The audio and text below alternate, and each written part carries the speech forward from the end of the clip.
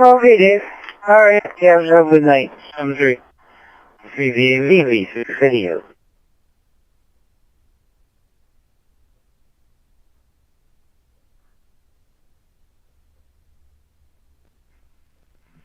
Hey everybody, this is Bucky W0SUN. We're going to be starting the Digital Learning Net here at the top of the hour. I just got done with the another Digital Utah Net, and we just finished that one, and I'm getting set up for the next net, coming to you in about, a little bit less than 10 minutes.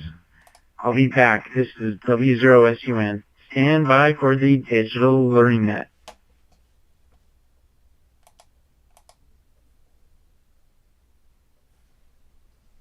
Oh, very good. Alright, thanks for the information, Bucky. I'll listen for that. And, yeah. Okay, you have a good one, and we'll listen for you later on. 7-3. P3 City.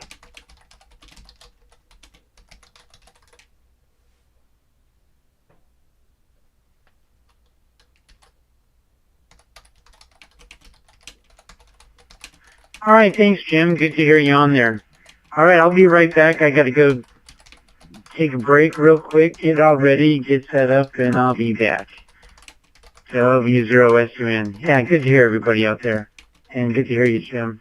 W0SUN. I need to take a break and I'll be back.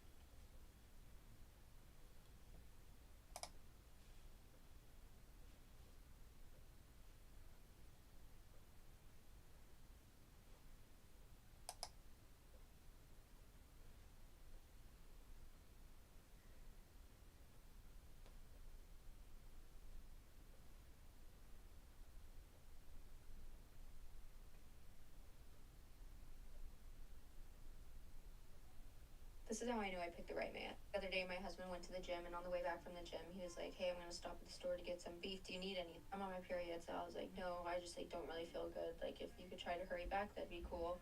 He's like, "Yeah, I'm literally just getting beef." I'm like, "Okay." We live 2 minutes from the grocery store, so an hour goes by, he's still not home. I'm tracking him. He's literally in the middle of the grocery store. I'm like in such a bad mood at this point, and only because when I'm in the middle of my period, I have like one day that I just have a really bad migraine, and this was that day. Anyways, he gets home. I see on our cameras that he only has one bag, so I'm just like annoyed. I'm like, oh my gosh, he really just took like an hour just to get beef. He comes inside, of course, I'm like pouting, but he doesn't notice. Kind of just like fiddling around in the kitchen, and he's not unbagging his beef to put in the fridge, so I go to take his beef and put it in the fridge for him. And I open the bag. There's no beef. But what there is 3 boxes, 3 different brands of tampons. I'm like, what's this? He said, oh, I decided not to get beef, but I noticed that you were out of tampons, so I went into the tampon aisle, and I was trying to figure out which tampons don't have hard metals in it because they're so toxic for you. Meanwhile, like, I've not spoken to him about, like, all the toxic stuff that they're finding in tampons. Like, he found out this information on his own, and that's the reason that he took so long, because he was standing in the middle of the tampon aisle trying to research. All right, this is Bucky W0SUN. I want to see if Chris is in the house. And by the way, we are taking electronic check-ins on Ham.live.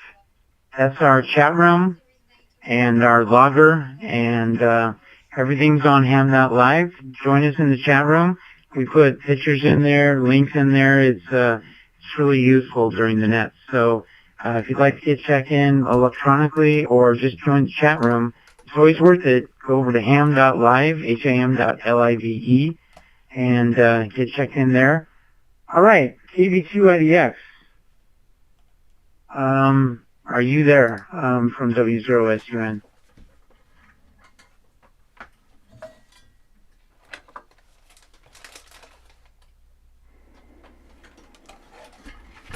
Yes, sir. I am indeed present and accounted for.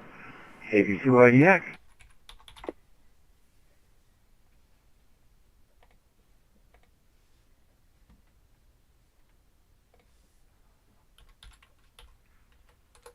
Well, let's get this show on the road. I actually got to put a couple of repeaters in the room. Oh, hang on a second. Let's see. Are you able to,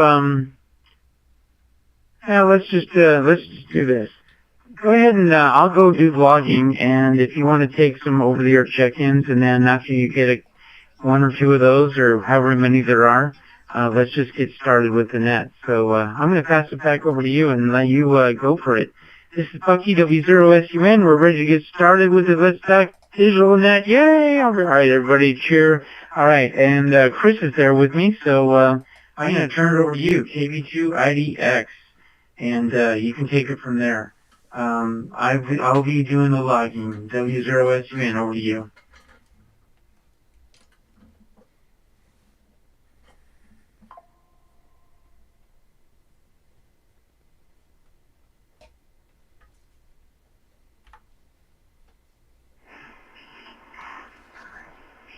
All right.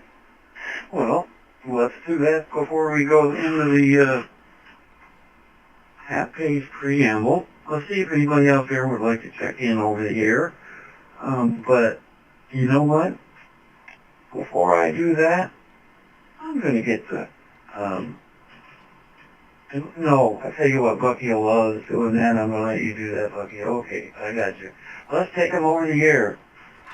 Anyone out there that does not have the capability of checking in via computer on the internet at ham.live, please come now. This is KB2IDX.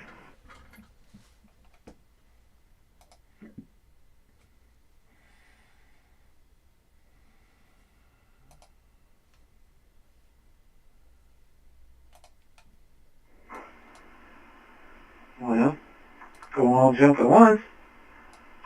Anyone out there that needs to check in over the air, please come now.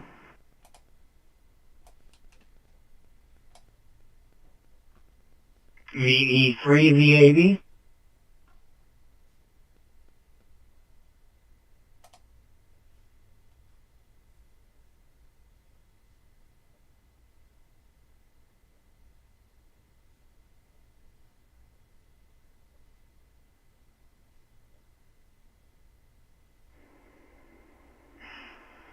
Okay, recognize VA3VAV.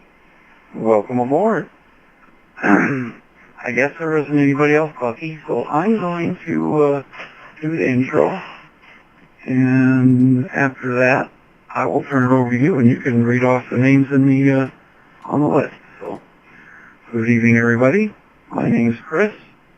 My call sign is KV2IDX, and welcome to the Digital Learning Net.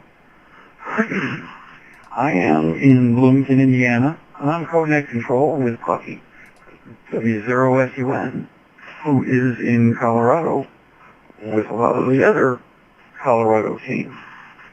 We meet here every Wednesday night at 1900 Mountain Time on Colorado HD XLX303D as in Delta. We're here to discuss digital ham radio, to answer your questions and listen to your comments and experiences. We do prefer to take check-ins online, but as you know, we also offer to get them on the air. We'll check again towards the end of the net for over-the-air check-ins.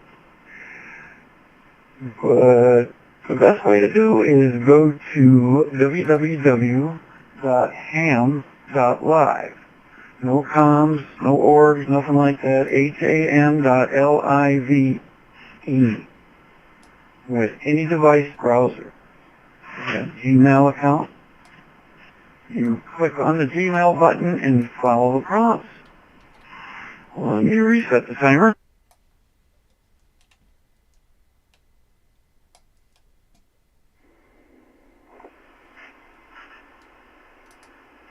If you have a normal, well, I should say normal, a different type of email address, there's a box for that too. You put your email address in there, and they will send you an email and just follow the prompts.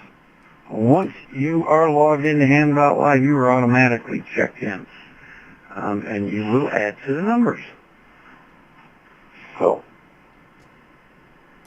as I said before, if you don't have internet access, we will take voice check-ins again towards the end, but we're going to focus on content now. We also have some chat rooms. One is built right into ham.live, and the other is a Telegram group. Look for Digital Learning Net on Telegram, and you will find it. You can even tune into this net without a radio. We have a YouTube, thanks to KF0OWV. I will be putting those links in. He's got a YouTube channel that he has dedicated to it. You go to that website and it'll direct you. We also are featured on the Brandmeister hose line. That is hose.brandmeister.network, and you're looking for talk group 31088.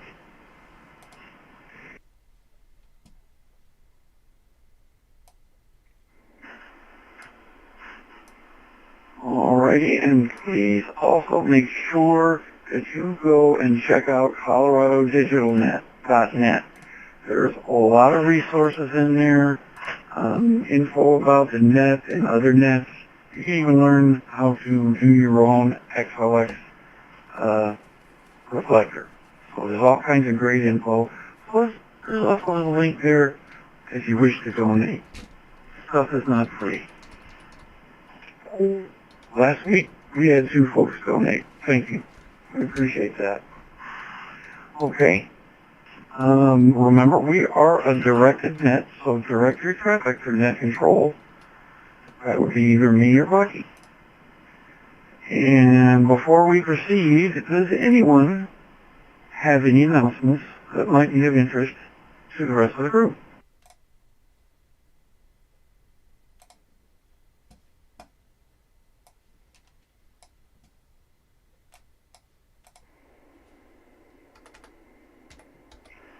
Well, alrighty then.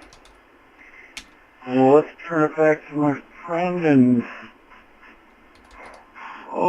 partner in crime, who has, we got some pictures posted in the chat room, Bucky.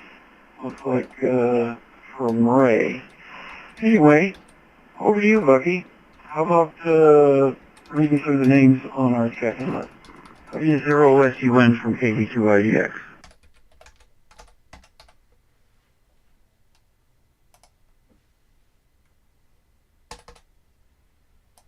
All right, real good. Yeah, that's Wayne's node.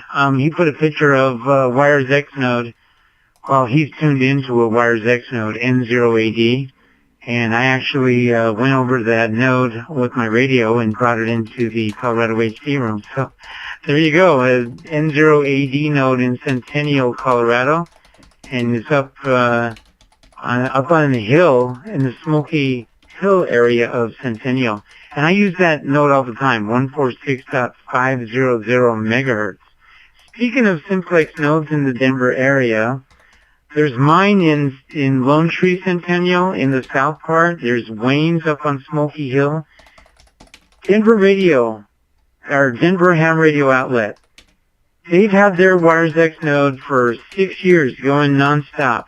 Well, it's down. It's down. I went over there to HRO the other day, and it is not operating. They are in the midst of changing out and swapping out radios, and they didn't want to use demo radios on the HRI on the setup right there. So they had to take the radio away. So they're in the process of swapping out radios. No, they're going to bring that simplex Wires X node back on the air. So stay tuned. That'll be happening soon. So speaking of Wires X nodes in the Denver area, there's 3 of them typically. There's mine, Wayne's, and Denver Radio Ham Radio Outlet. So we'll get that back on the air. All right. With that, let me go ahead and let you know who's checked in here. Let me pause, and I'll see who we've got so far.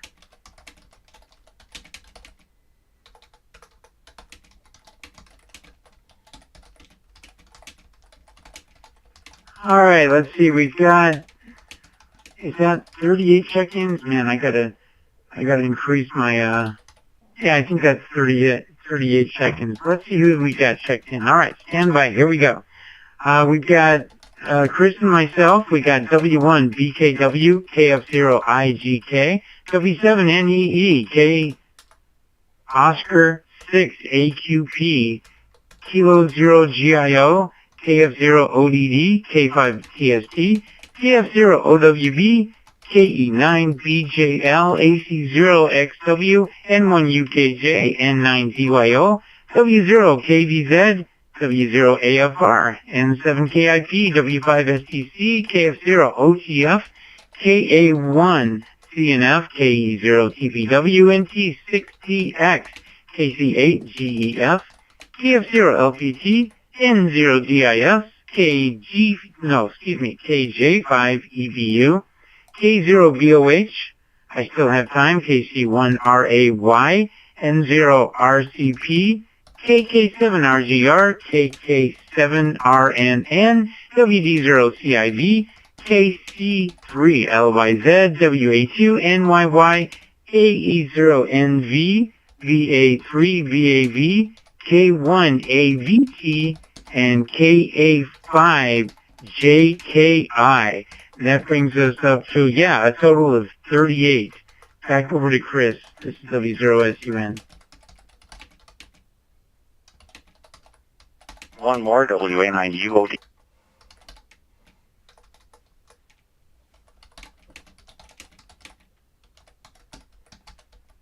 That was too quick for me. Let's have you slow that down. Give me your call sign phonetically, and I'll grab you, and I'll get that one more call sign out there. I didn't catch the call. One more time.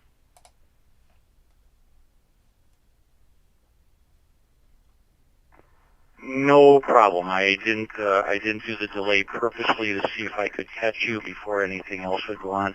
I am on short time, but I wanted to give you one more point if you wanted.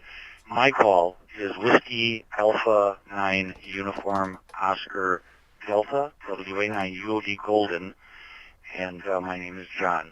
I won't stay long, but I'll listen a little, and then I'm clear. Thanks, guys. Just another point for you all.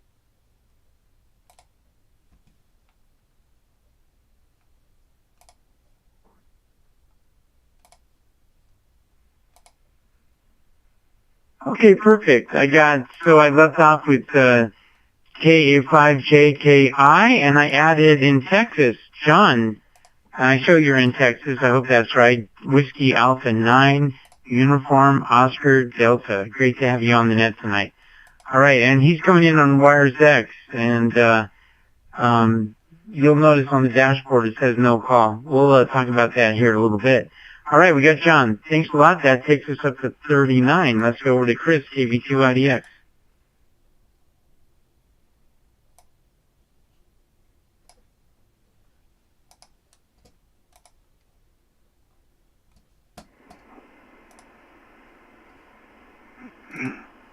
All right. 39 seconds and 33 nodes. And a whole bunch of hotspots. I didn't feel like counting them. Anyway, I think we got a good night tonight. Some information Bucky's got for us, and we are going to get to that, I am sure. So, with that, is that a hand up? No, that is not a hand up. Brian is waving. Okay, sorry about that. Distracted by the chat room. Always something going on in the chat room. Make sure you check in there. So, Sir Bucky, what's at the top of your list this evening? We do have some new items that are new this week. So I'm going to swing it back over to you to see if you are ready to launch into that. Back to you, KV2IDX.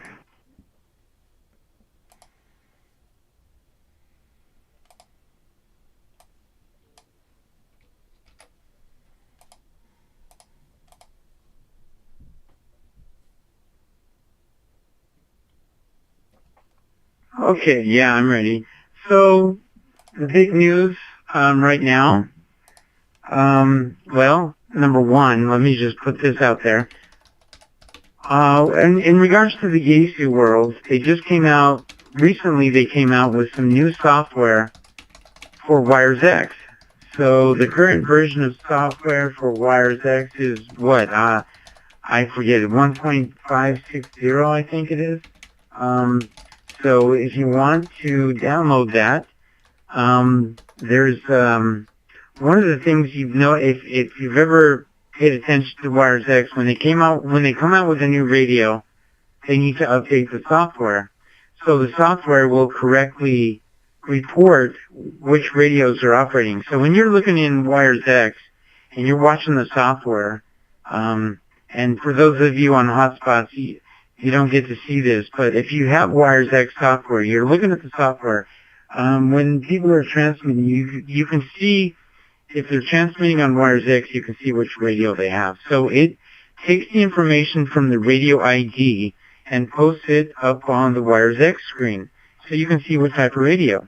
Well, if they're going to be transmitting with the FT510, you're not going to be able to see what type of radio, because it's not in the software, so you have to download the latest is 1.560. Alright, and I took a trip over to Ham Radio Outlet this week, and in Denver on Ham Radio Outlet, they have 3 boxes, or at least they did 2 days ago, 3 boxes of FTM 500s. That's it, 3 left in Denver, that's it. Now they got a bunch of boxes of FTM 510s. So there's some 510s out there. So you can get the 500, and for $200 more, you can get the 510. That's pretty neat. So there you go. So that's the software. That's now you're going to start seeing people transmitting with the 510. So you got to get the software. All right. So that's number one.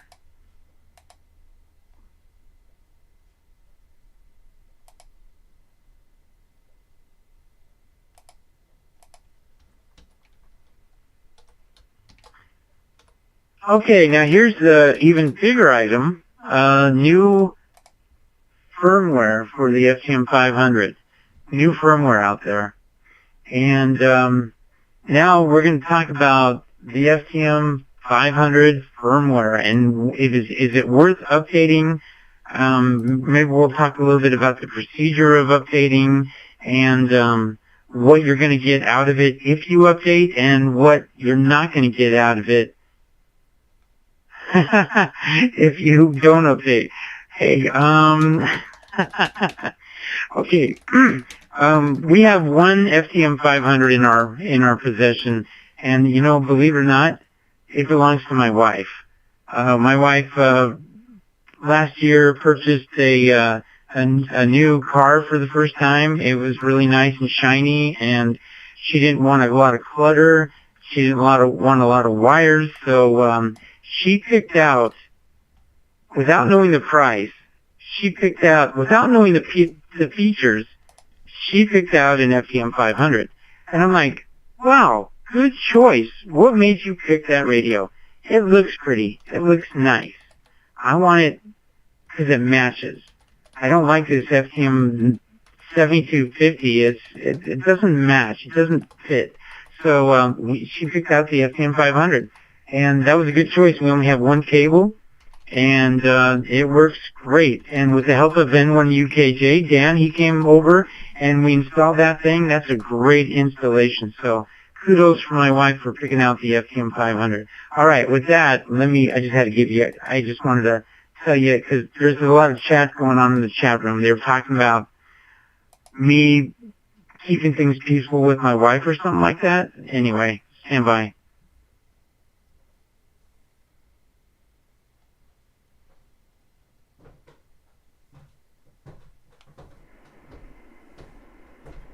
Lucky, just to clear the air. Jeff, W7NE, asked if he brought home a new 510. And I said, not if he wants to stay married. KB2IDX.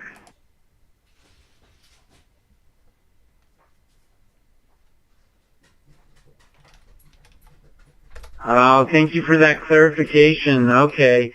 You know, yeah, I think she's happy with what she's got. So I looked at the FTM 510. I got my hands on one. It looks identical. There's nothing that looks different. The speaker's the same. It's the same dimensions. The buttons are the same. It looks identical.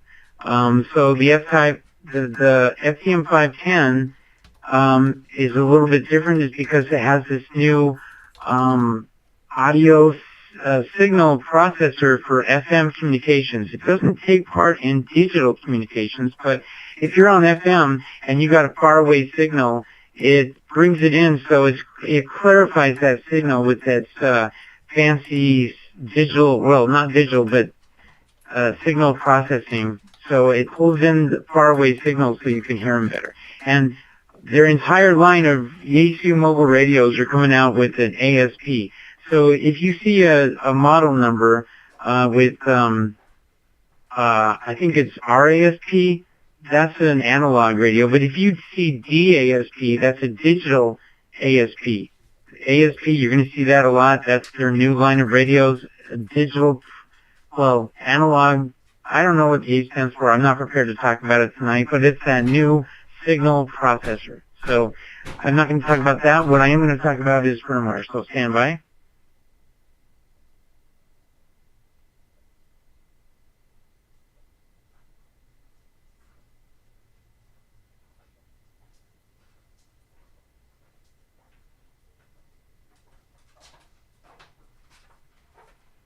Okay, so is it worth it to upgrade?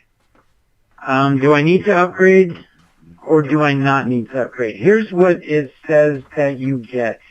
If you upgrade, your PMG functionality has been updated, and this is from the words of Yaesu, not my own, but the PMG functionality has been updated to make it even easier to use. So PMG being the primary memory group function of the FTM 500. Makes it really nice.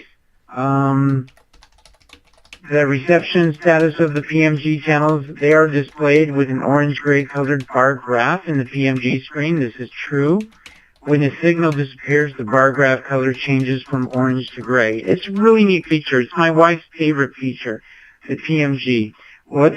Basically what PMG does for me when we travel, and we're using her car and her radio, we go to a new area. We go from Denver to Kansas City to visit our daughter in Kansas City, and there's a whole new set of repeaters over there. And I don't want to program into my radio, but I can go to those frequencies, and I can hit PMG and stick them up into the PMG area. So now we have 5 memories where we can just throw up there, and we can use them, and they're easy to take down, put up, take down, put up. You can put existing memories, you can throw them up there in the PMG. My wife likes that because she just goes up there to the 5 channels, and those are the channels she uses.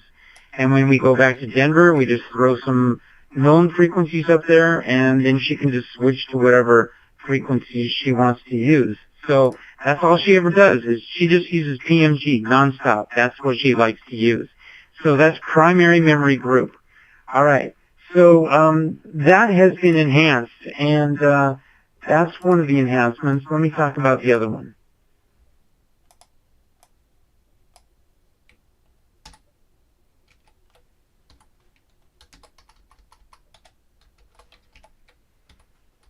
Okay, so the AMG function has been updated to make it even easier to use. What is the AMG function? Well, I'm glad you asked. That's Memory Audio Grouping, or MAG. So what that means is when you push certain buttons, you see, I don't know if you've used the HD radios to the degree where you can toggle between all your memories, or just memory air, or memory VHF, memory group, other, memory UHF. So you can toggle these groups of memories, and you can go to all the memories and have them, you know, scanning, or you can just do partial memories, go into groups of memories. Anyway, that's been enhanced. So now it's even easier to use. I don't know the details, but that has been enhanced. So your memory auto grouping is better if you update the firmware. All right, so that's the second thing.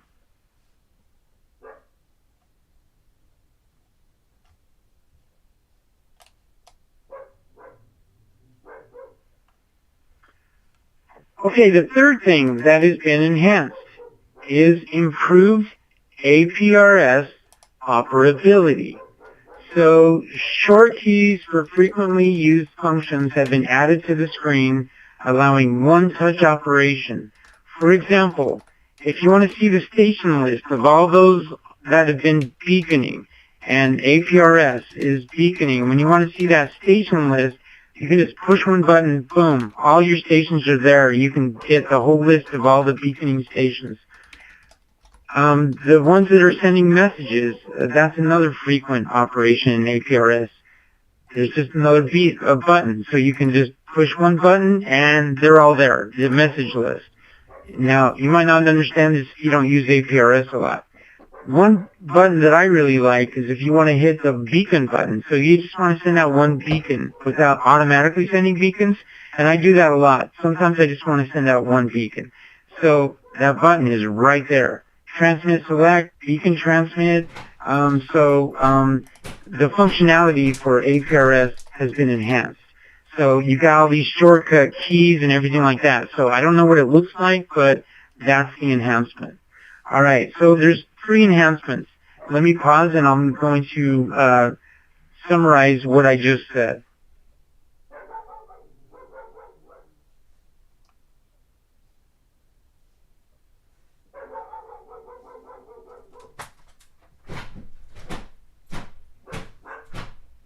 Okay, so number 1 enhancement, PMG, primary memory group. We're going to talk more about that here in just a minute. That's number 1. Number 2, AMG functions. So your memory grouping has been enhanced. Number 3, APRS operability. That's a big one in my book. I like using APRS. So improved APRS operability. Now all these enhancements are bringing your 500 in line with the new 510. So I'm sure the FTM 510 radio already has all these enhancements already. So they're bringing the 500, so it kind of matches some of these operations with the 510. All right, so let's talk a little bit about some things with PMG, and this is a big one. I've been hearing discussions about this one. Let me tell you a little bit more about that.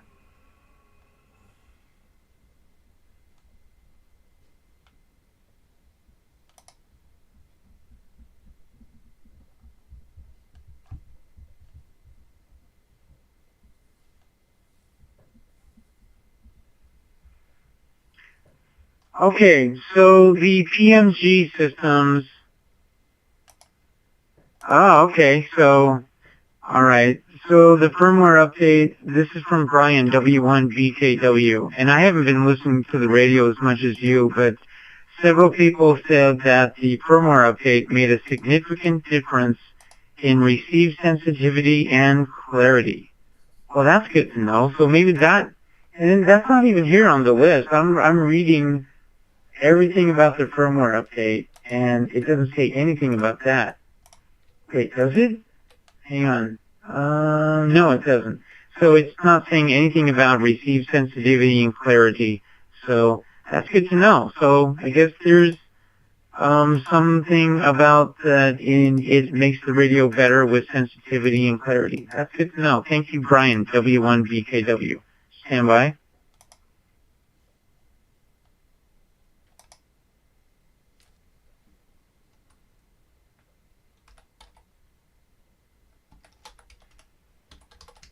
Okay, so I don't use PMG. There's a friend of mine, Case W7NEE, and I don't have the 500. I only use it when I'm in the car with my wife. So when I'm riding, and typically I'm operating the radio, so I switch it over to my profile, and then I start using her radio. And I don't use PMG near to the degree that W7NEE does. And I'm gonna let him tell you his experiences, but it does change significantly the operation. So I'm trying to see how I can convey this, but I think I'm just gonna post what it says, and that'll make more sense instead of me just saying it over the air, because that's not gonna be good. So I'm gonna put all this information into the chat room, and I'm gonna provide a link to this README file. So it's actually a PDF. All right, so let's talk about PMG, and I'm going to turn it over to Jeff, W7NEE. You're out there, I think, a little bit more. Let's see what your experience is with the firmware update. You were one of the first ones I know that jumped on the firmware update, and you updated your radio. So W7NEE, go ahead. This is W0SUN.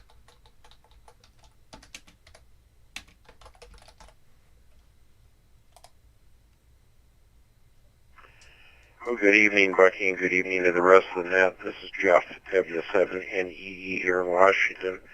Yes, I do use the PMG mode on my 500 daily. As I'm sitting here, I'm looking at the radio. It's in PMG mode.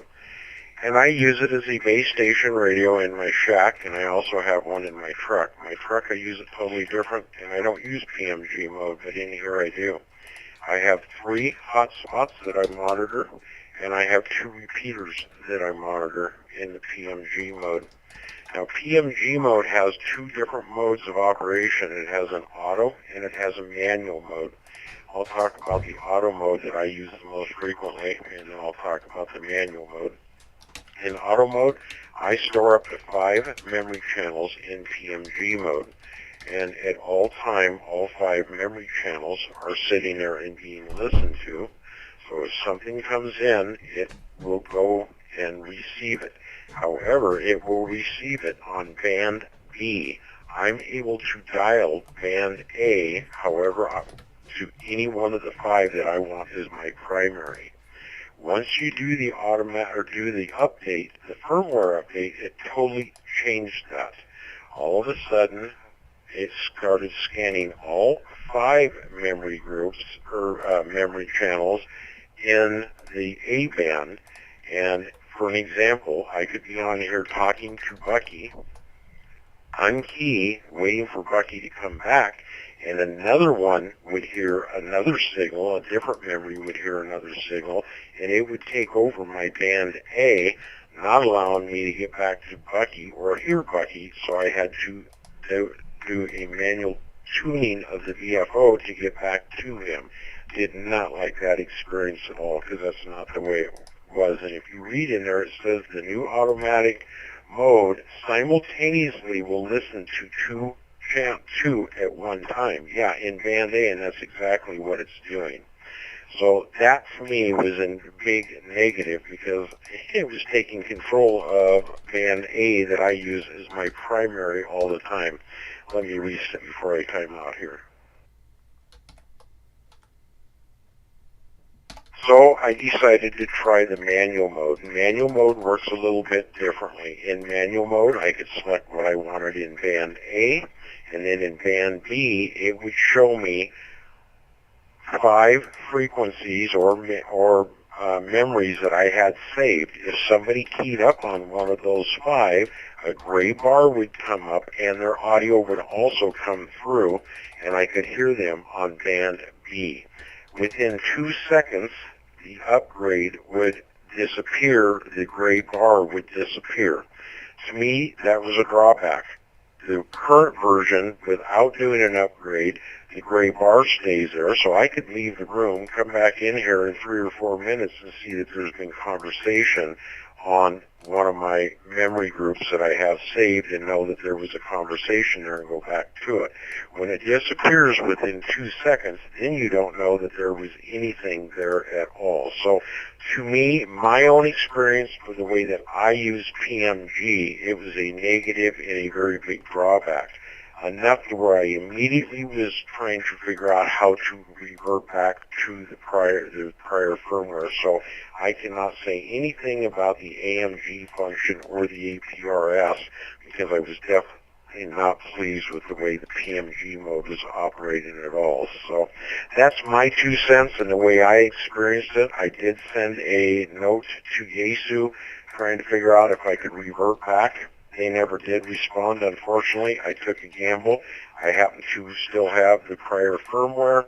I did a format, resaved the firmware, flashed it to the, burnt it to my, did a firmware update and went back, and everything is working fine, just like the original. So, again, I was able to revert back. So if some of those of you want to experience it on your own, it may work for you, but it definitely didn't work for me the way that I see the PMG mode should work. Back to net control, W7NEE.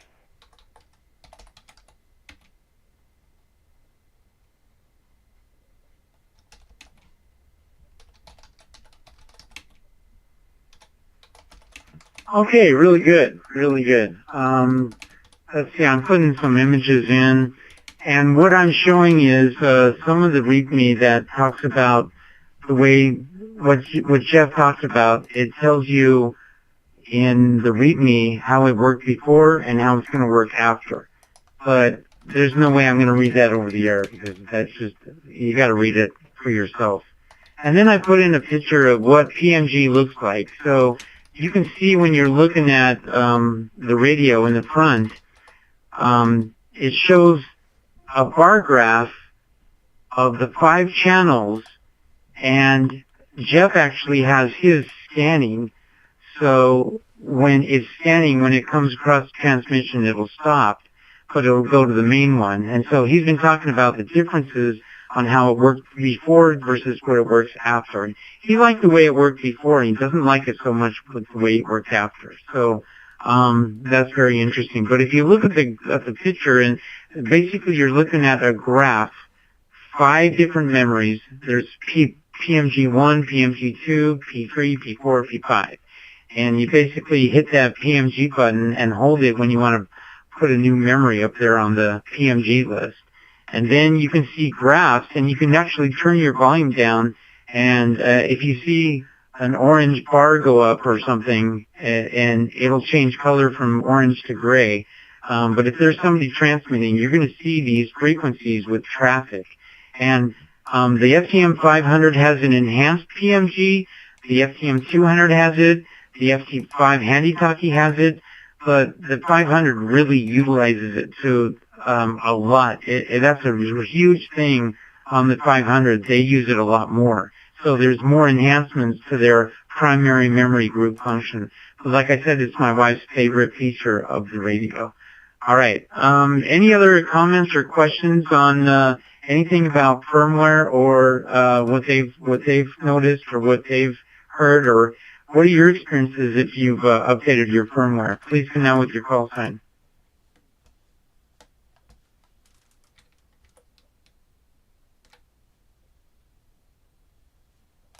I do have one more comment, Bucky W7NEE.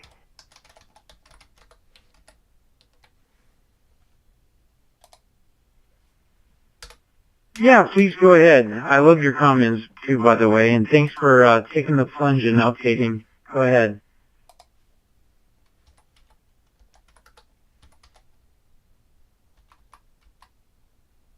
Well, I hope everybody's taking advantage of ham.live and seeing some of the images that these guys are posting, because it goes right along with it. But looking at the image that Bucky shared, when you're seeing those bar graphs with the P1, P2, P3, P4, and P5, those bar graphs are coming in there showing signals. That is when the radio is in the PMG manual mode. And you can switch between manual and auto by pushing in on the large UFO button. I use mine in auto. So in the example that Bucky shows there, using that frequency that was there of 146.895 on the top, that's band A, showing the program memory group number 2 shows up. Let's say, for an example, I'm listening to that, and that's actually got Bucky's call sign in there, and he's talking to me, and then over on a different I'm monitoring Kansas City Wide, and Chris, KB2IDX, calls in. All of a sudden, his call sign will also show up in band B in the old version that I like, and I can see there's another buddy on there, and he's talking over there. With the new operation, the second call sign will not show up down there in the bottom. It doesn't display it. All of a sudden, Chris's voice will show right up and inject right along and mix in with Bucky's. Again, 2 simultaneous audios are coming through the speaker at one time. It really gets confusing. So I'm glad he shared that image up there. And that was the biggest thing that threw me is, number one, no second call sign for a second person on a different talk group or a room that I'm monitoring.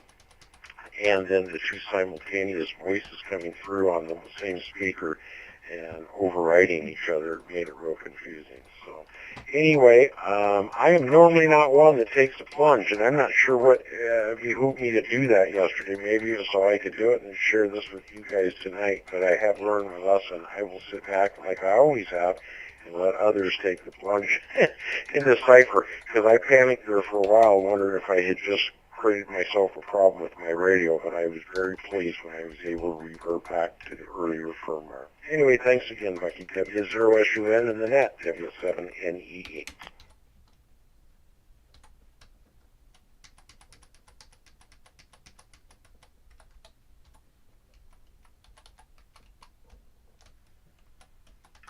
All right, very good. Thank you, Jeff. Really appreciate it.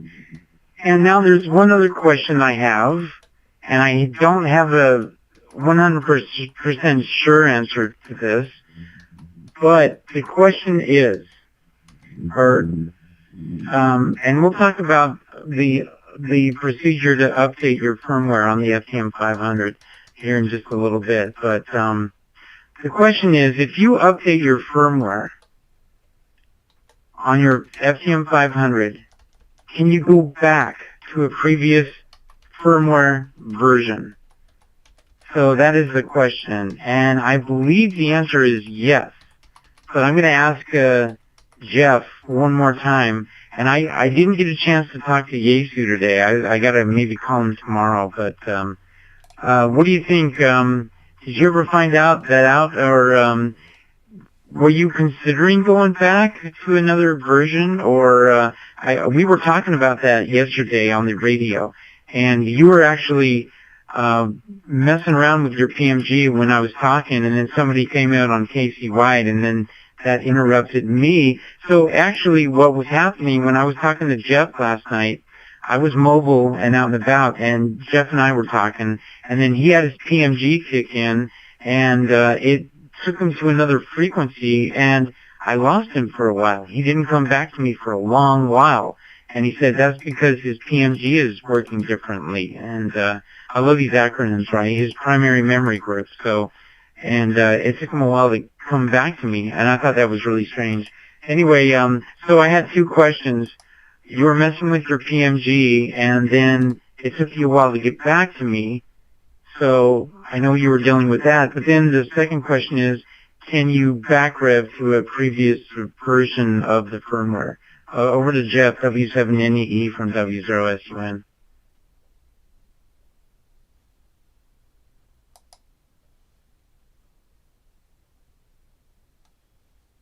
Well, first one, you were correct. We were in the middle of a conversation. The next thing I know, I was on a different memory group. Memory is like, what happened? It's not the way it's ever functioned. And I had to start figuring it out, and I had to come out of the primary memory group and go into just my memories and get back on the frequency that I was in, the memory channel that I was in, talking to you from my hotspot. And yeah, it took a bit. It's like, number one, I had to figure out what happened. Number two, I had to regroup real quick. To answer your question about going back to a previous version of the firmware, here's a couple things, and I panicked on it. I went straight to Yaesu's site. I went to their website and sent and pulled up this PDF that you're referencing, that you're reading, and at the very bottom of it, it has a support email in it. I sent a letter off to the support and let them know my feelings and what it was, and asking the question if I could go back. And then I went to their website and I started looking for the previous version of the firmware. Once they introduce a new firmware, they delete the old one, and it's no longer on their website.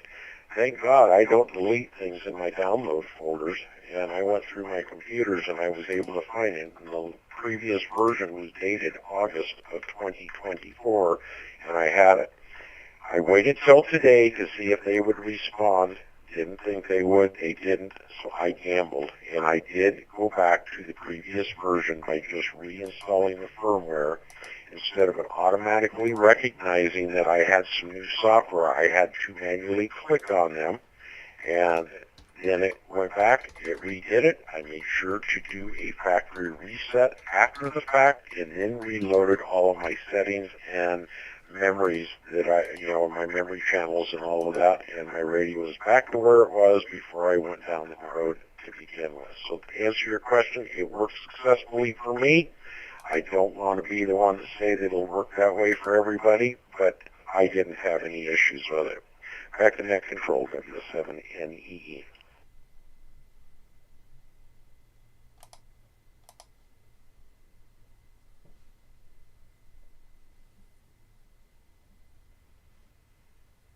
Wow, I love a good story with a happy ending. Wow, that's fantastic. So, that's interesting.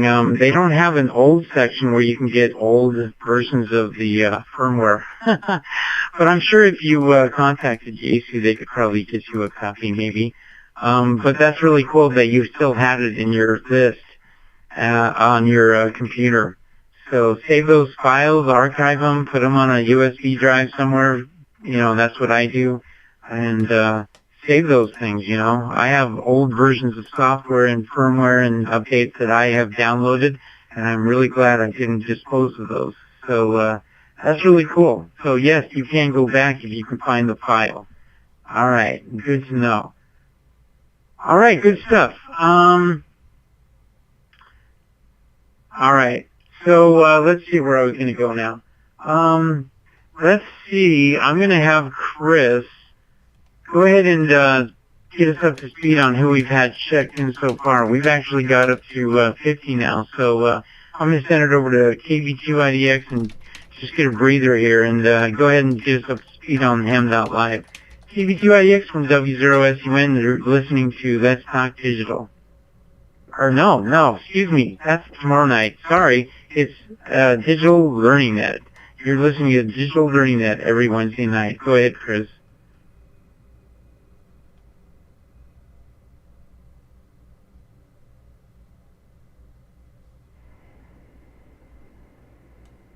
All right, Bucky.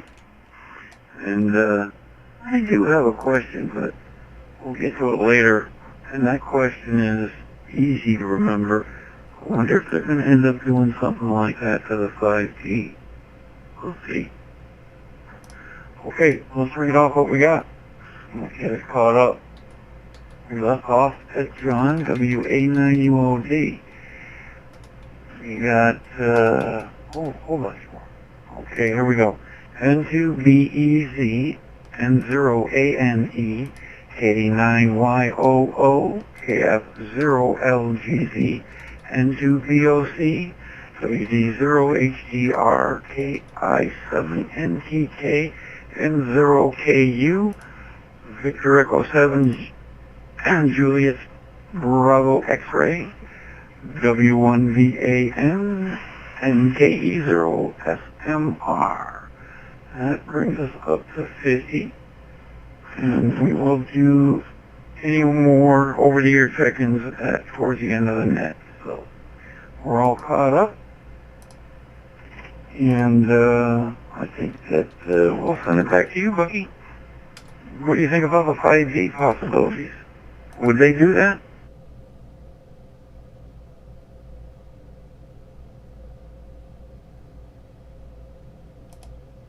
I don't think the 5G will be updated anytime real soon.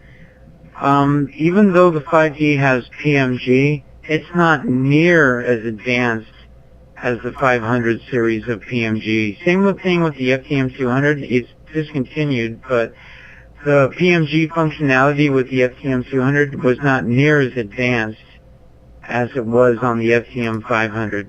For example, you can't scan exactly, you can't do all the functionality in auto and manual that you can with the FTM500.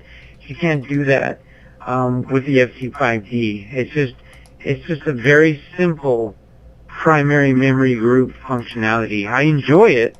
It wasn't on the FT3D, but it is on the FTM5D. They actually have a PMG button, and they give you 5 memories in the primary memory group, but it doesn't give you all that functionality. But it does give you the bar graphs. That's kind of cool. So I don't think that's going to be updated in the near future. It's a lot different the process of upgrading a handy-talkie than it is a mobile unit. It's actually easier on the mobile units than it is on a handy-talkie. Back over to you.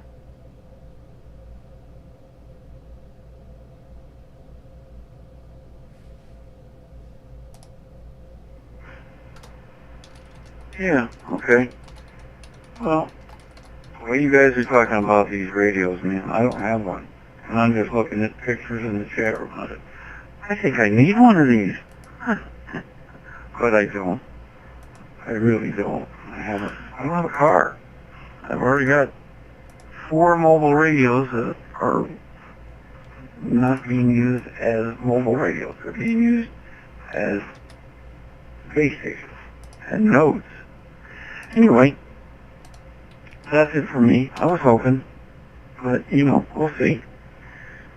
And, I guess that's it. Back to you, Bucky. KG2YDX.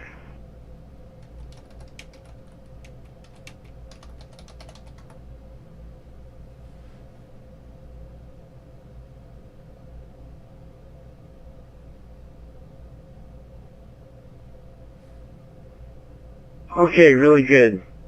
So I just put a oh wow, okay, so I just found out that Yaesu does have an archive link, and Andrew just put that into the chat room, I believe. Yeah, you have to tune in to Hamlet Live if you haven't.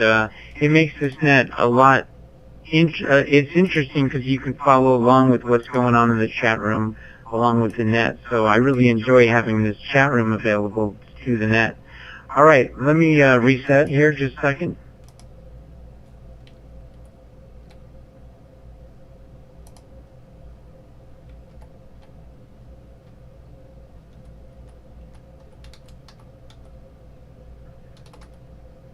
Okay, so when it comes to updating firmware on a Yaesu radio, on at least a digital radio, I've only updated digital radios. I never updated my older radios, but an FCM 500 has 3 sections that you have to worry about updating. You might not have to update all 3, but there are 3 sections or 3 different entities when you update a Yaesu radio. There's the main firmware, there's the sub-firmware, and then there's the DSP firmware, the digital signal processor, C4FM digital signal processor, whatever. So there's 3 sections that you have to update. Now, in the olden days, with an FCM 100 and an FCM 400, oh my gosh, you had to take the cover off, you had to do some brain surgery, you had to go in with a little tiny little stick and flip dip switches and do all these crazy things. And I don't know if you've ever updated an old FCM 100 or an old FCM 400, but it is major scary, because if you do it wrong, you can break your radio. And I was sweating bullets, and man, I remember going through that process. If you ever want to see a horror story, go to YouTube and look up updating an FCM 100, and then you can be as scared as I was. But I remember that back in the day. Now, these days, it's so much easier. The process is so much easier. And let me reset.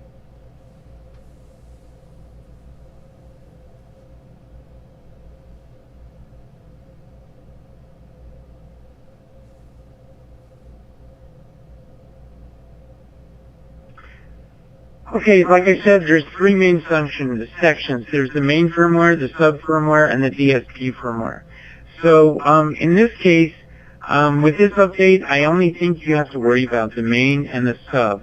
And for this update that came out on 2025, I think it was March 3rd. I think that's when March 3rd of 2025, they came out with version 0.01.20, and you actually go, the first step you do when you update these things is you go and find out which version it is, and you just go to the reset. If you go to the FCM 500 and you scroll down to the reset function, you can go in there and you can see what version of firmware that you have, and there's 3 sections that will tell you, main, sub, and DSP. So you find out what versions you have, and then you look at that and see if you need updating. So right now, the latest and greatest, if you've updated, is 0.01.20, I guess. So that's the first step, is checking the version of firmware. Okay, what's the second step? Hang on a second.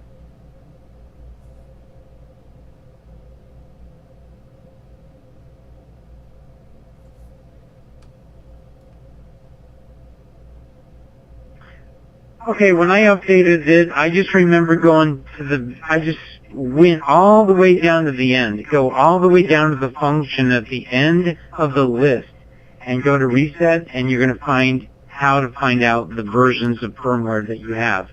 It's that easy. Just go all the way down to the bottom. Alright, now the next thing you have to do is make sure you have an SD card formatted correctly. So I'm not going to go into details. You can read the manual and format the SD card for your FCM 500. Just make sure you have it updated.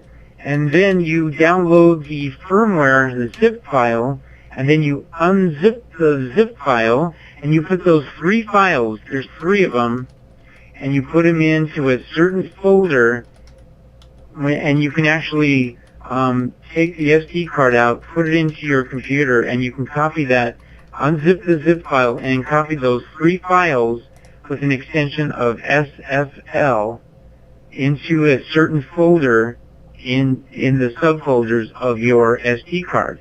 And then once you do that, you pop it back in. So stand by, let me reset.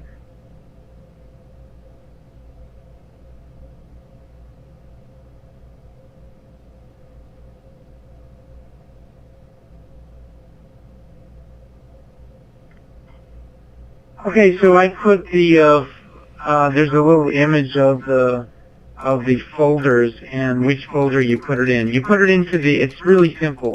You see root, and you go and open the FCM 500D, and you put it in that one.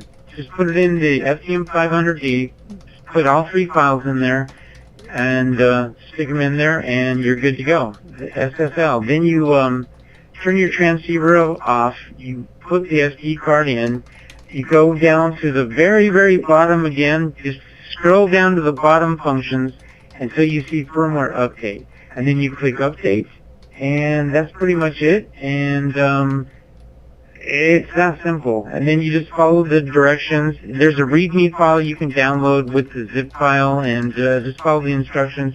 It's super, super easy. It's so much easier these days than it used to be. So thank you, Yaesu. That's really awesome.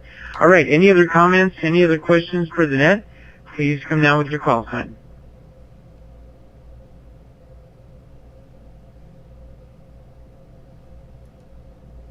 November 0 Romeo Charlie Papa Ray has a question.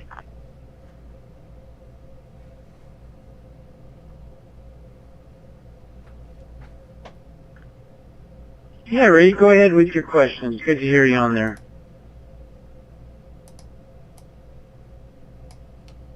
Good evening, Bucky, Chris, and the net. Very fascinating with all this stuff.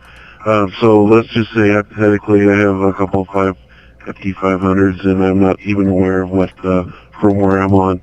And then word gets out that the latest firmware update is not so good. And then in a month or two, another firmware update comes out. So in general, do you have to do firmware updates in sequence, or can you go from let's just call it firmware version 1, skip 2, and just update right to version 3? Do you have to do them in sequence, or can you just skip to the latest and greatest in 0 RCP back to the net?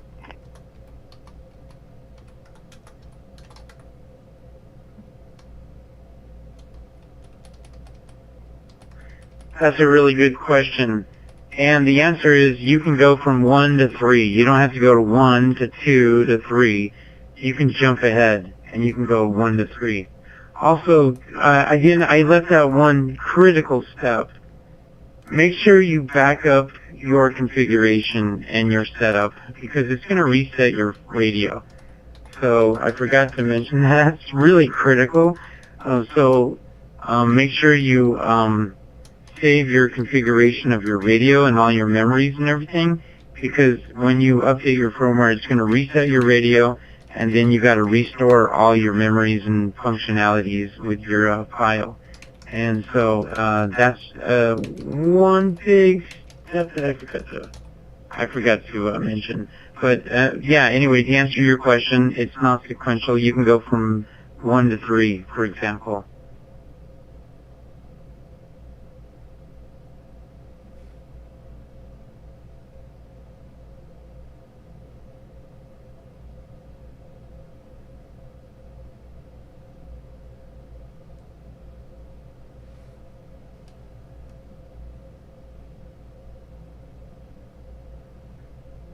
All right, good questions. Any other comments?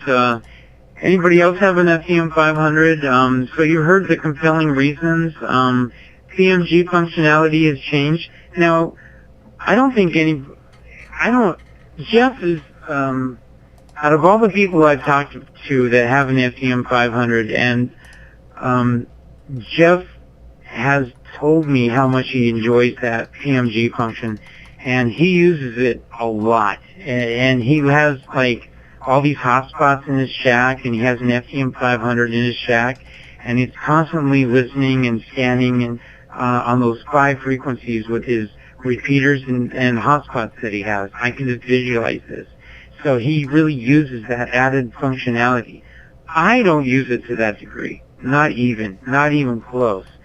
So for me to update the firmware, I probably wouldn't even notice the difference. So am I going to update it? Yes, I am, because I want that added APRS functionality. So again, the big key items, if you want to update your firmware, you're going to get different PMG functionality. You're going to get some memory auto grouping functionality, and you're going to get improved APRS operability. Those 3 things, if you want that, go ahead and update your firmware for me, I'm going to go ahead and do it. So as soon as I get a chance. All right. Any other questions or comments out there? Please come now with your call sign.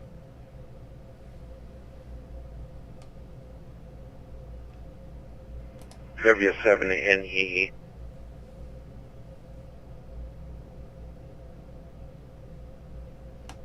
Hey, Jeff. Yeah, this is really good. You have such good information. Go ahead.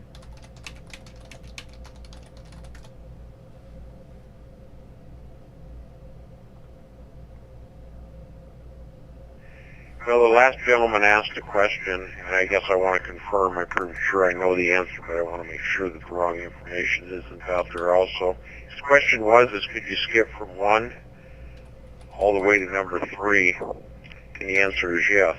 However, whatever was included in firmware update 2, I believe will also be in that firmware 3. So if you decide you're not wanting to do this PMG update, and then in a month from now Yaesu comes out with another 500 update, I'm sure this PMG update is going to be embedded inside of that. So I guess my situation, I'm done doing updates on my 500 as long as that PMG mode is not what I want. But you'll have to confirm that I'm correct on that by keep back to net control W0SUN W7NEE.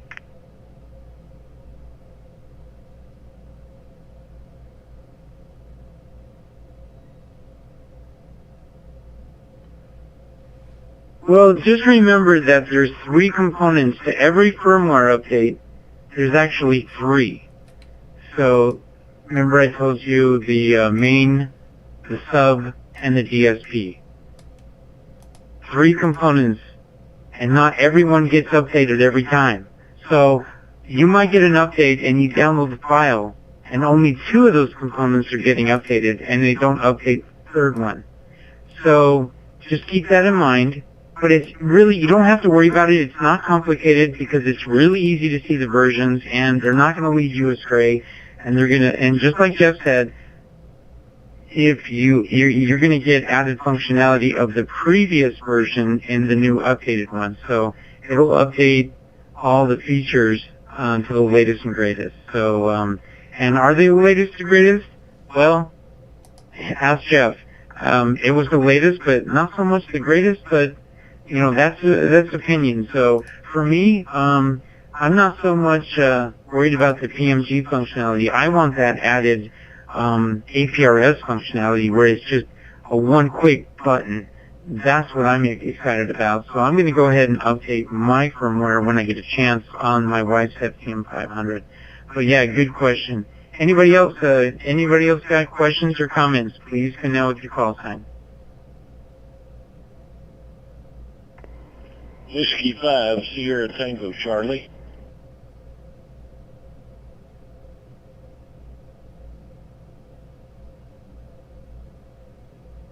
Hey, go ahead, Steve. Good to hear from you. What do you got?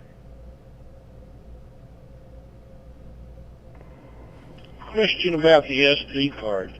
When you do the upgrade, download the files to SD card, does it need to be a separate SD card from what you use to, say, program the radio with? Because, like, when I back up my FTM500, I back it up to an SD card. If I want to change anything, I put it in the computer, make changes on my RT system software, put it back in, and load that to the radio. Do I have to use a separate SD card to do this upgrade and then change it out and put the old one back in to load the configuration? Or can it be on the same SD card?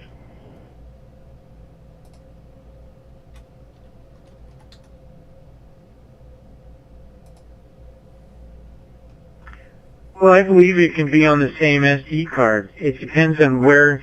So you can have the same SD card, and you format it, and whenever you format a card for the radio, it puts that directory structure in place. Basically, you got the root, you've got an FTM500D folder, you've got an FTM500D memory channel folder, you've got a JPEG import photo, a log, and a voice. So these are all the folders. And so where you save your configuration file, I can't remember which folder it puts it in, but I believe you do not have to use a separate SD card to save your configuration and then update your configuration. I don't remember using a separate SD card when I did the last one. I just saved it to the configuration and then I just uploaded the configuration file. And I didn't even choose the folder. I just saved it to whatever default. Then I reset the radio after I updated the firmware, and then I restored the configuration on the same SD card. And Jeff, since you just did that more recently than me, isn't that what you did as well? I don't think you have to have separate SD cards. Over to W7NEE.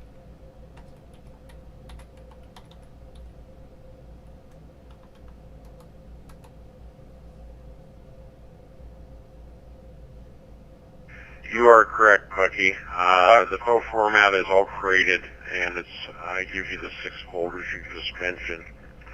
And the FTM500D, which is the first one in the series right after the root directory, when you open that up, there's 2 other folders in there called Backup and GPS Log.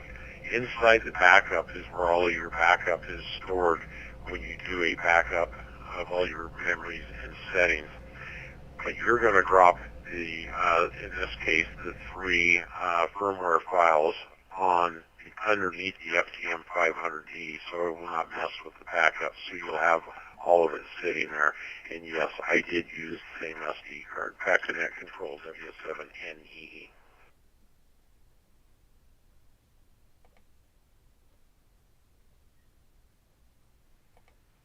Okay, perfect. Yeah, I don't remember needing it a separate one because when you save things, it just saves it in the backup folder. And you can save different, for example, with our FTM500, my wife has her configuration, basically her profile, and then she saves it to the backup folder. I think that's the default.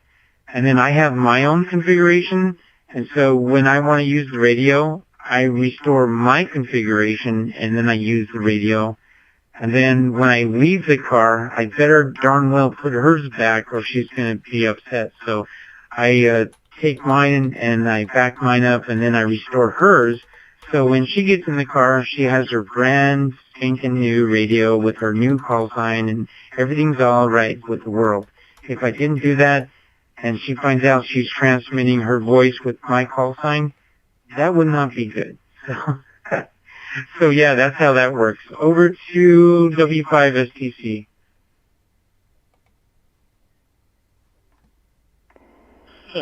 Okay, Buggy.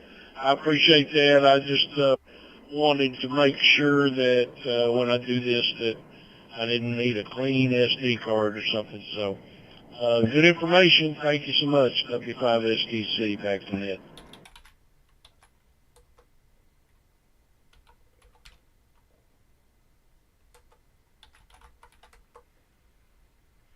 Yep, you're welcome. Good information, eh? And, ever since digital radio came out, we have a lot more radios because everybody needs their own radio so they can have their own call sign in there. Otherwise, you have to keep putting in everybody's call sign in.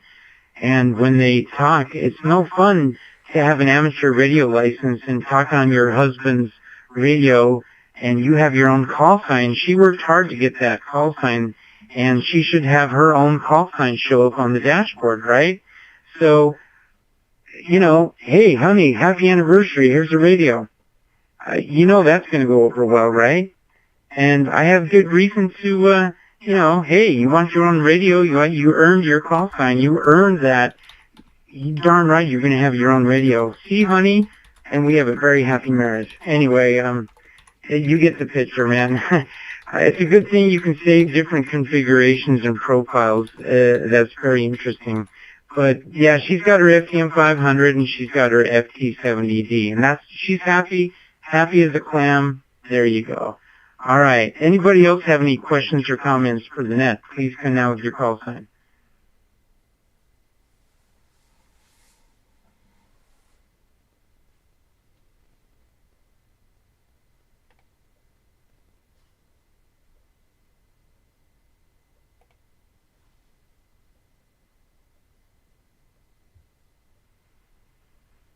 All right, let me get my head together a little bit. I'm going to send it over to Chris. I think there was some other thing I was going to talk about it, but I can't remember what it was. But that's why I got to think here for a second. Let me send it over to Chris and see what he's got for the net.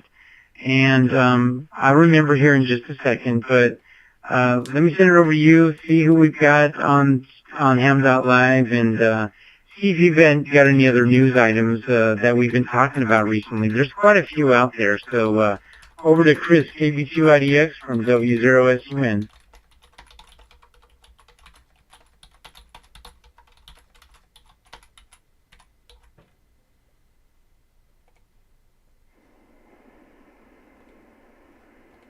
Yeah, okay. Well, there's a couple of things that I wrote down. The PMR ID changed. If anyone has the PMR ID that starts with a 1, you gotta get that changed. Let's see. I ran into a problem when I have 3 nodes, Wires X nodes. And when I went to install the updated software to 156, 2 out of 3 went smooth. And the third one didn't. And I think whoever it was that reminded me that the problem was very simple. I had the same problem with BlueDV when I installed it. And that's the Microsoft OneDrive. I had it turned off. And that did not work. As soon as I turned it back on, everything went fine. Installed like piece of cake. So there was that news item. So I'm going to send it back to you to see if you thought of what it was you wanted to talk about in that amount of time. But before I do, I'm going to add 2 more call signs to our list. And that is W5HQJ and KN6WEF, bringing us up to a total of 52 so far. Back to you, Bucky. KB2IDX.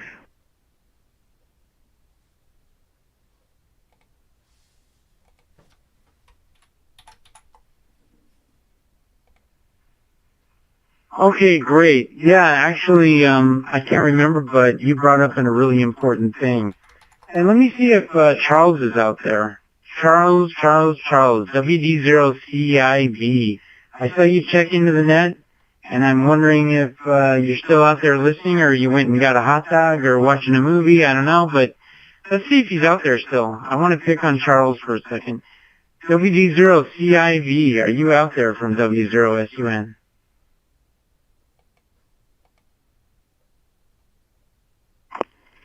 Oh yeah, this is WD0CIB. Yeah, we're out there. I've listened to all of your nets, and so anyway, I'm still here. Anyhow, that was kind of interesting. Give me that number of that firmware that, what was it again? 1.20 or what was that? I missed that. Anyway, this is WD0CIB. I'll turn it back over to you, Bucky.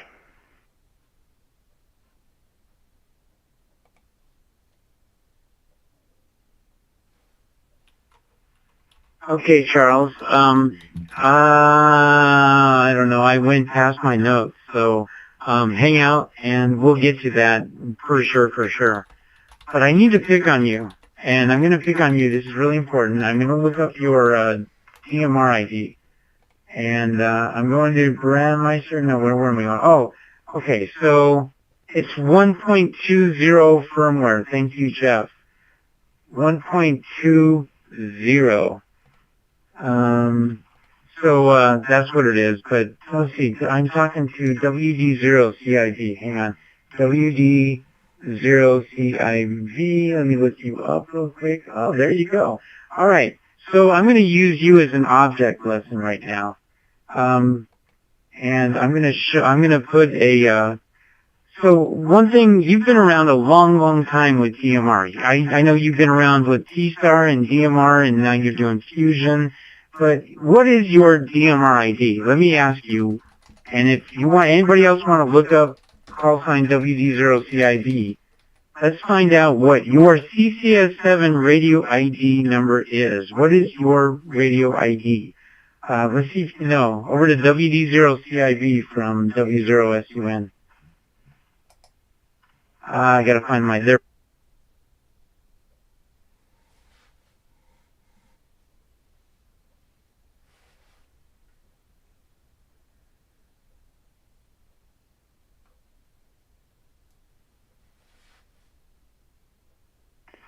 Yeah, this is WD0CIB. It's been so long since I looked up any of that. I'm actually trying to find it too. I know it's written down here, along with 14,000 lines of other information too.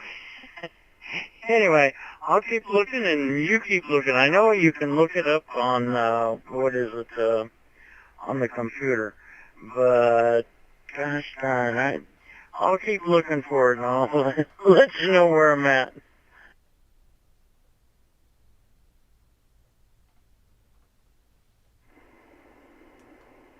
He has two of them.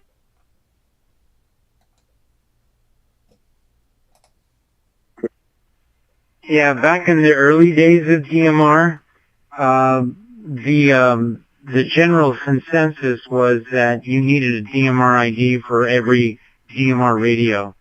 So if you had 2 or 3 DMR radios, this is a long time ago, then you were able to register for 3 different IDs. I see here that and Charles, we looked up your ID. Today is your lucky day, and I'm going to send a gift over to you. But the reason I'm going to send a gift over to you is because you've been such a good sport. But would it surprise you to know that you need to update your radio ID for DMR? Because we just looked up your IDs, and I can tell you what your numbers are. They start with a 1.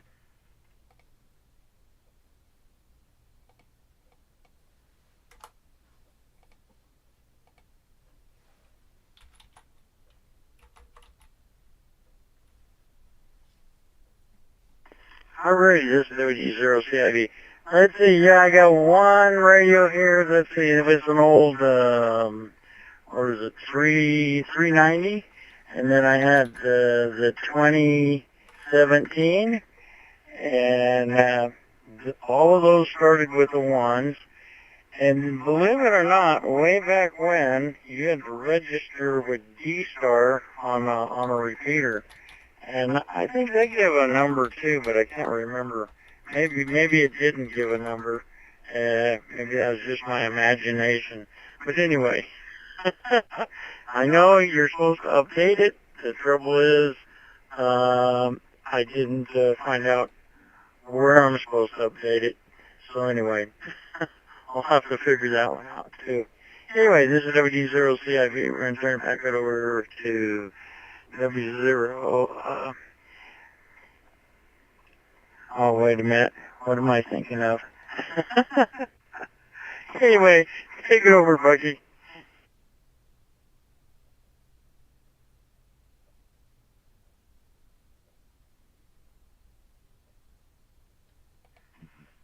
Okay, so your IDs are outdated. So on my dashboard, it actually says no call. So, Brandmeister is not using the series of IDs that you have. So I'm sending out a notice, and I put this in the chat room.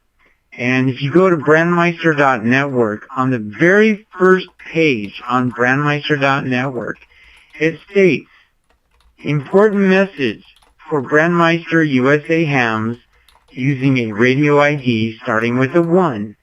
And that would be you, Charles. You need to change your ID. So you're in serious violation. You're going to have to go to Brandmeister jail. You're not going to be able to pass go. You're not going to be able to ever use this reflector again. No, just kidding. Anyway, you've got to take your IDs and get them updated to the 3 numbers. So mine starts with a 3, Chris starts with a 3, yours starts with a 1. You're the odd man out. So you've seriously got to go over to Radio ID. And I think they have a new automated tool, so you can put in your old ID, and it'll spit out a new ID for you. And then you can continue using your call sign, and everybody can see your call sign, and everything will be right with the world. So I don't know if you realize that, but I kind of knew that because I remember seeing your call sign, and I remember seeing your ID, and I made a mental note that I had to get with you, Charles, my good friend, and tell you that you needed to update your radio ID.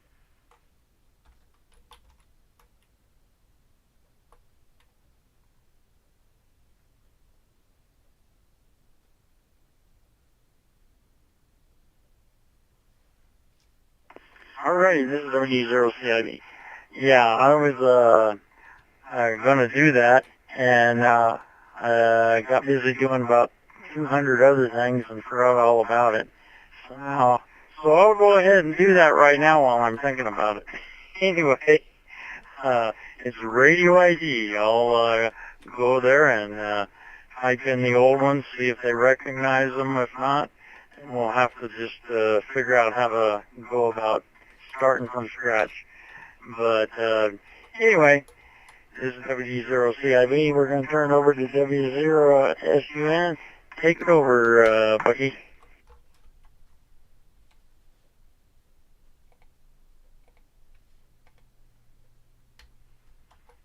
Okay, perfect. Yeah, and just between you and me and everything, I'm going to keep on you. I'm going to keep you honest. You and I are always crossing paths, and that's really cool. We check into the same nest and everything like that. So just keep in mind, Brandmeister, this is the way it works. We call it a CCS7 ID because it's 7 digits. So when you see an ID on Brandmeister with 7 digits, that's a personal radio ID or a CCS7 ID because it's 7 digits. 6 digits are repeater IDs, okay, and 5 digits are talk groups and things like that. And these days, a lot of people with repeater IDs use them as talk groups. So just keep things straight in your mind. 7 digits, personal IDs. 6 digits are usually repeater IDs, and then 5 digits are talk groups and things like that. And then you've got talk groups that are even 3 digits and 4 digits and things like that. But it's that 7-digit personal radio ID that you need to update. So it starts with a 1, and if you see somebody with that number, you're going to have to let them know.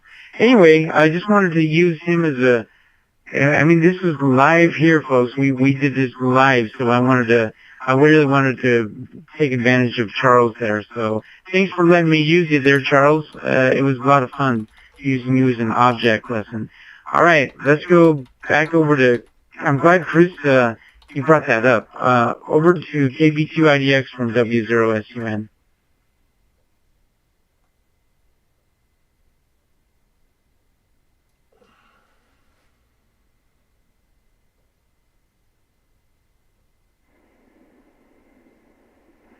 Yeah, and sometimes you'll just see the talk group ID number because someone doesn't have the right. Anyway, that's if you're on Wires X and you're on DMR. 2 more names to add to our list. K6EEN and W9SJO joined us, bringing us up to 54. Check-ins for this evening. My name's Chris. My call sign, KB2IDX. That's Bucky. He's W0SUN, and this is Digital Learning Net. And it's getting almost time to get the after hours going. Do you want to take any more questions tonight, Bucky, or you want to save it for the after hours? That is your choice, sir.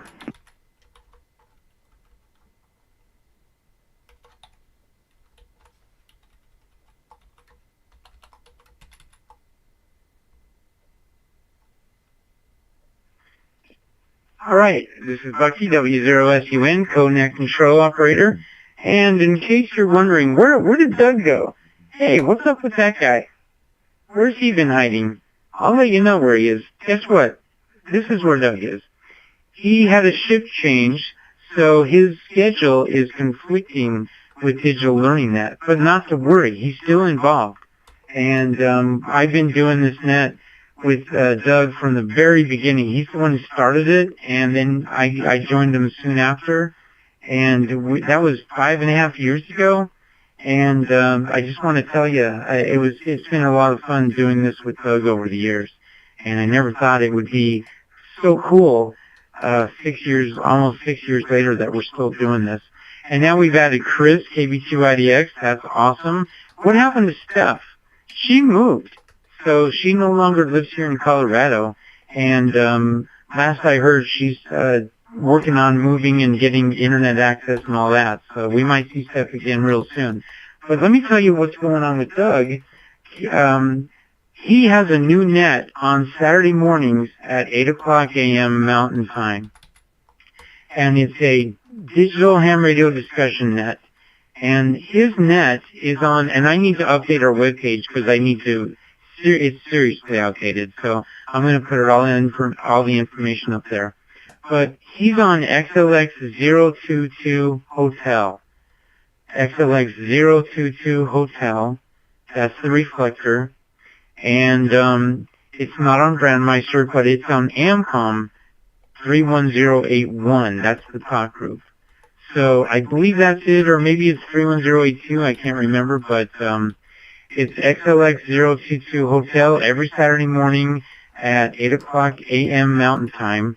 I try to check in when I can. I've been traveling a lot lately, so I haven't been able to. But when I can, I check in, and yeah, it's another opportunity to talk about digital radio. So that's kind of fun.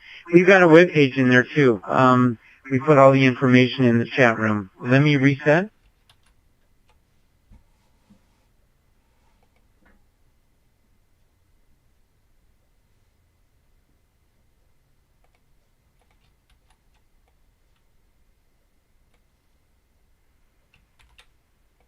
All right, so I'm going to let you know that this ends the formal portion of the net, and now we start the informal portion of the net. We're not going away, but we're going to pause for a minute. This is the Digital Learning Net. We're here every Wednesday at 7 o'clock Mountain Time, and we go till 8:30. At 8:30, we start what we call the HD Happy Hour. That's the Hotspot Digital Happy Hour, the Digital Learning Net Afternet. And it's more informal. We hang out, we talk about things, go into more detail. If you have something that you want to ask, it doesn't matter how difficult, how easy, whatever it is. If you have a question, this is a great time to ask, and we can spend more time on it. So stick around. We're going to start that net coming at you here in just a minute. I want to thank ColoradoDigital.net. Thank you for letting us have our home here and to be a part of this whole XLX 303 and the reflector, and it's a lot of fun. And thanks, Chris, KB2IDX, for doing co-net control with me. That makes it a lot of fun. And everybody else for joining us every single week. It's awesome. We're going to be here tomorrow night on America Kansas City Wide for the Let's Talk Digital Net. That's on America KC Wide. Check out my QRZ page. They're both out there, or check out ColoradoDigital.net. All right, so let's keep a space, and let's not have any talking or any key-ups for at least 6 seconds, so repeaters can get disconnected and reconnected. And there's a lot of things that need to be happen at the end of this net. And then in about 6 seconds, we'll start the new net. This is W0SUN.